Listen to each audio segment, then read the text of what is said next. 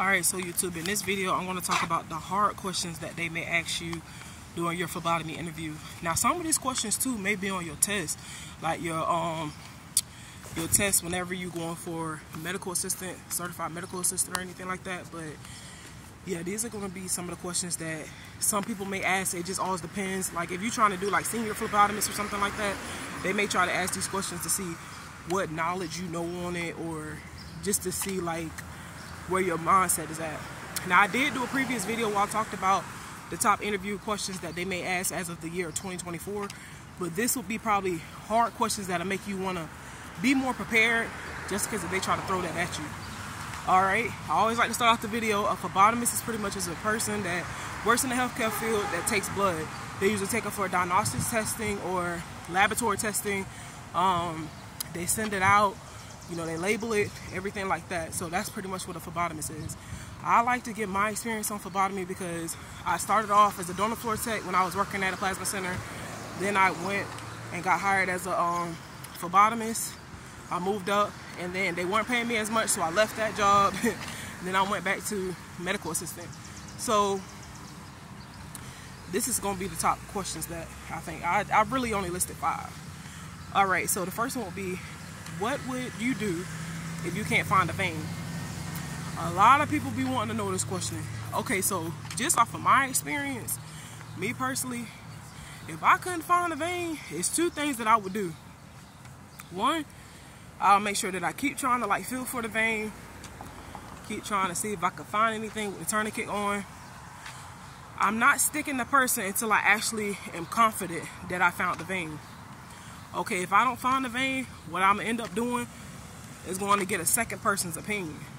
Now, some people try to be like, oh, you know, try to do it yourself before getting somebody else and stuff like that, or, you know, just keep trying. Me personally, I'm the type of person where I only like to get stuck one time. I don't like to fish in nobody's arm. I don't like to do none of that. So if I know I don't like it, I'm definitely not gonna put it on another person as well too. So that's just me. But me personally, I really feel like if you can't do it yourself, try to find somebody who you know that's really decent at it, and try to see if they can kind of do it.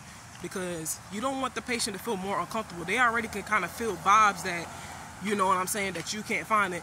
And sometimes the patients themselves know that they are a hard stick. They know that, you know what I'm saying, they don't drink plenty of water and stuff like that. So they know that it's difficult when trying to get blood drawn from them. So at the same time, if you can't do it, get somebody else that can. And if they can't do it, that pretty much lets you know that that patient just needs to drink more water. And yeah, drink more water for the most part, because when you drink water when trying to get your blood drawn, that keeps the vein more prompt. So that's the 2 things that I would say. But basically, you know, when you're in an interview and they ask you that question, I would say I would try my best, you know, to get the blood from the person. But if I know that I can't do it, I'll try to get someone who can possibly help me. The only reason why is for the safety of the patient. I don't ever want the patient to feel uncomfortable, and when I know I could do my job, but I don't want them thinking that I'm just going to keep testing on them, you know. Second question will be, this is very important. This will actually be on your test if you ever go take your test for medical assistant or phlebotomy technician or anything like that. This question will be on there. What information should be included on a sample tube? This is very important to know, because one, you're going to continue to do this every time when you're sending out blood samples.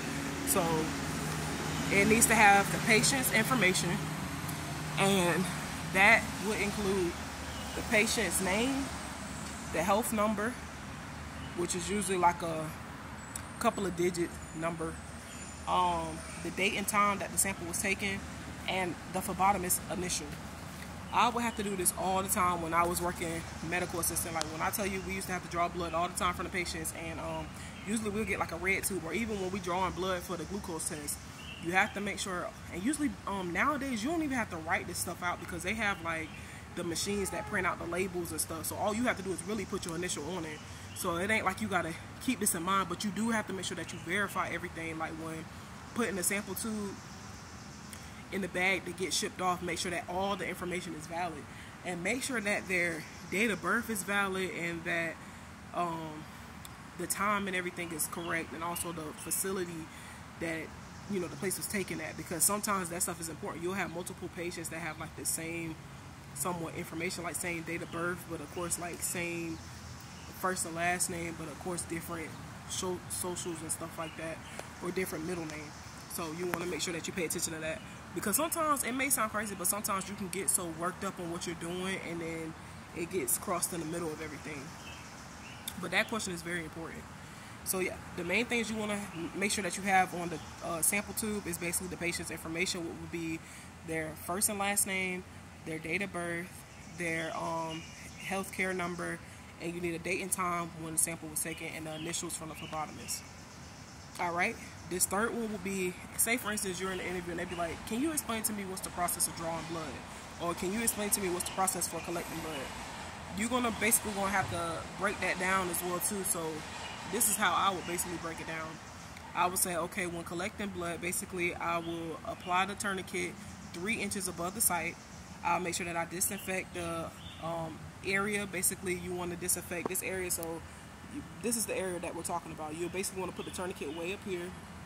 I'll disinfect the area. I'll make sure I palpate the vein. So basically doing something like this to make sure that it gets a right pump for you to get a good flow. Palpate the vein, then I insert the syringe and then draw blood into the sample tube. So you want to make sure you connect everything, making sure that you connect everything so that way it has a good flow, making sure everything is tight so it won't be any like interruptions or anything like that. After collecting the blood into the sample tube, I'll then remove the tourniquet, then I will remove the needle. When I remove the needle, I'll make sure that I'm applying pressure, and then I'll go ahead and bandage up the site. So that's pretty much a simple way of explaining on how you're going to draw the blood.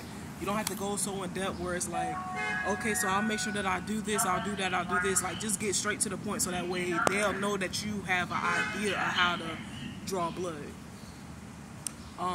The fourth one will be, what challenges do you face when drawing blood? Some of the challenges that I have faced when I was a phlebotomist was basically dealing with patients that would faint, or dealing with patients that you know, just be scared of needles. So what I would try to do is basically try to talk to them. You want to try to talk to them, get their mind off of it, try to ask them how their weekend's going, any upcoming events, you know, what have they completed within the year. You want to just try to have any old type of conversation so you can have that off of their mind.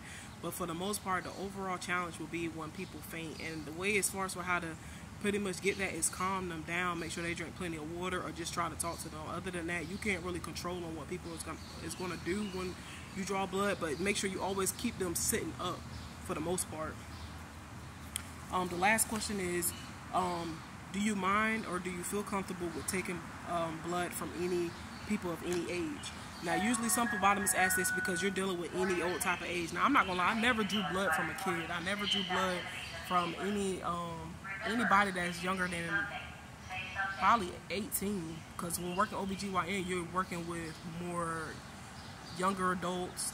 They're not really teenagers. The area I was working at, I wasn't working with teenagers. It was more so just young women ranging around probably about, like, I'll say about 19 all the way up to about 45. That's pretty much what I was dealing with. But it is a different way on how you have to do things when drawing blood from infants all the way up to elderly folks. So, you know, that's why they want to ask this type of question. But other than that, if you feel comfortable with doing it, by all means, go for it and just elaborate on it, explain to them how you feel about that. And I guess this will probably be on a type of question to see where they want to fit you in or see where you're most comfortable at. But for the most part, y'all, I'm hoping that these questions be able to help you guys out. I do feel like the harder questions should be more engaged to and more studied. That way you'll be more prepared when going to your interview. So that way if they try to throw that at you, you know exactly what you're talking about. Other than that, if y'all have any other questions or any other requests on videos, y'all comment below. I'm trying to make sure I, you know, answer most of these phlebotomy questions for most people, because some people are going to school for phlebotomy, which I am proud of, because we do need more phlebotomists out there. I'm just hoping that they pay the most money, like, your worth, because phlebotomists do a lot of work. But hoping everybody have a good one. Y'all stay safe. Peace, y'all.